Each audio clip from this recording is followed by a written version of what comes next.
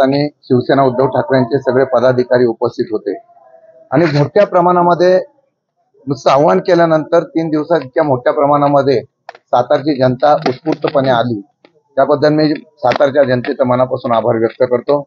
त्यांनी अशा प्रकारची दिलेली साथ ही भविष्य काळामध्ये येणाऱ्या निवडणुकीच्या असलेल्या कामाच्या निमित्ताने स्फूर्ती देणारी ठरेल।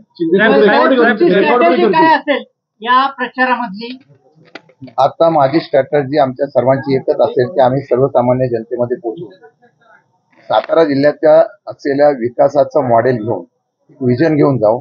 एक चांगला लोकप्रतिनिधीचा ज्यावेळेला तुलना करतील ते लोकसभेचे उमेदवार, खासदारकीच्या जे काही समोर असतील त्यांच्यामध्ये कोण चांगला असावा, तो आपले प्रश्न मांडेल, आपले प्रश्न विचारेल आणि त्याचबरोबर आपल्या जिल्ह्याला न्याय देऊ शकेल अशा प्रकारचं विजन घेऊन आम्ही समोर जाणार आहोत। विशेषतः हा जिल्हा चव्हाण साहेबांचा पुरोगामी विचाराचा जिल्हा आहे, ते सिद्ध करण्याचा प्रयत्न 100% येणाऱ्या काळामध्ये मी करणार। साहेब, नरेंद्र पाटलांनी तुमच्यावर टीका केलेली आहे की महाविकास आघाडीचा तुतारीचा उमेदवार मुंबई कृषी उत्पन्न बाजार समितीची तुतारीचा घोटाळा करतो, खूप लांछनास्पद आहे असं ते म्हणतात। मी त्यांच्याबद्दल बोलणार नाही। मी अण्णासाहेब पाटलांचा, शिवराव पाटलांचा कार्यकर्ता आहे। माथाडी कामगार त्यांना उत्तर देतील, त्यांना सत्तेवर बसवताना मी सहकार्य केलेलं आहे। त्यांना साहेबांचे चिरंजीव आहे, मी त्यांचा आदर ठेवेल। ठीक आहे, त्यांनी टीका केली असेल, त्यांच्या टीका करण्यानंतर त्यांना कोणीतरी सांगितलं असेल टीका करा। कालपासून माझ्यावर टीका करण्याची संख्या वाढलेली आहे, त्यात अजून एक भर पडलेली आहे।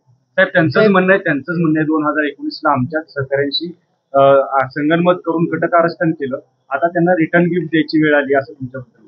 नाही, मी पक्षाचं काम केलं। मला त्या दिवशी सुद्धा लोकांनी विचारलं की नरेंद्र पाटील काय भूमिका घेतली। माथाडी संघटनेमध्ये मी काम करत असताना प्रत्येक जण आपापल्या पक्षाचं काम करतो। त्यावेळेला उदयनराजे उभे होते, त्यावेळेला महाविकास आघाडीचा उमेदवार म्हणून मी उदयनराजेंचं काम केलं। मी त्यांना असं म्हणणार नाही की त्यांनी माझं काम करावं। शेवटी माथाडी कामगार निर्णय घेण्याला सक्षम आहे, कोणाच्या मागे उभं राहायचं। आणि या माथाडी कामगारांना छत्र आणि अधिकार दिला तो पवार साहेबांनी दिला, आणि आत्ताच्या घडीला सर्वात अन्याय कोणी केला तो या महायुतीने केलेला आहे।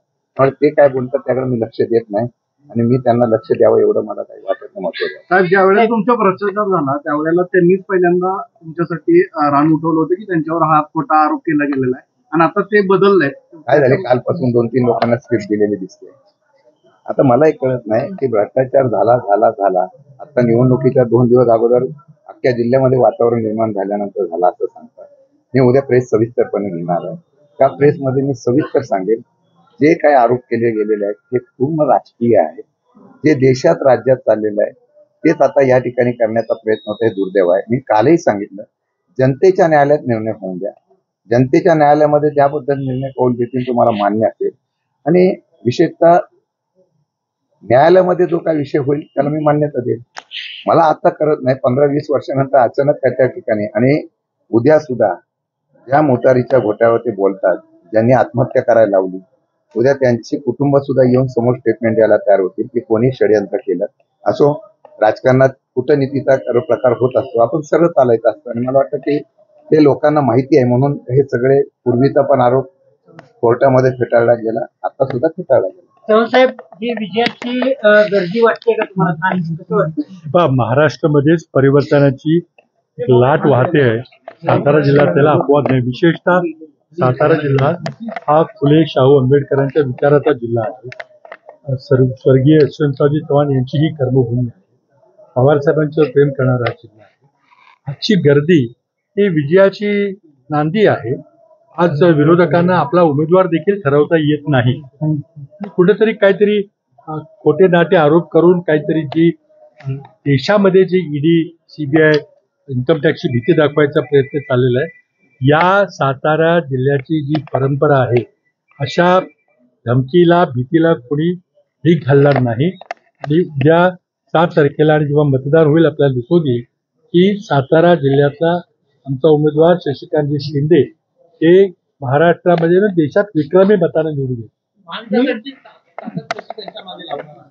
आता तुम्ही बघताय ना, मी सर्व आघाडीचे सर्व घटक पक्ष आणि सर्व समर्थन करणारे छोटे मोठे पक्ष सगळे आम्ही एकत्रित आहोत। आपल्याला माहिती आहे की 15-20 दिवसापूर्वी सर्व 42 संघटनांची एकत्रित बैठक घेतली। त्या सर्व संघटना आणि आमचे प्रमुख आघाडीचे 3 पक्ष हे सगळे ताकदीनं या उमेदवाराच्या मागे उभे आहेत।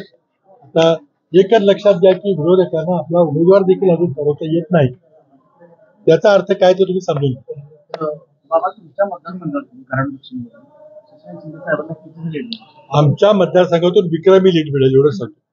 6 मतदारसंघामध्ये सर्वात जास्त लीड दक्षिण कराडमध्ये मिळेल.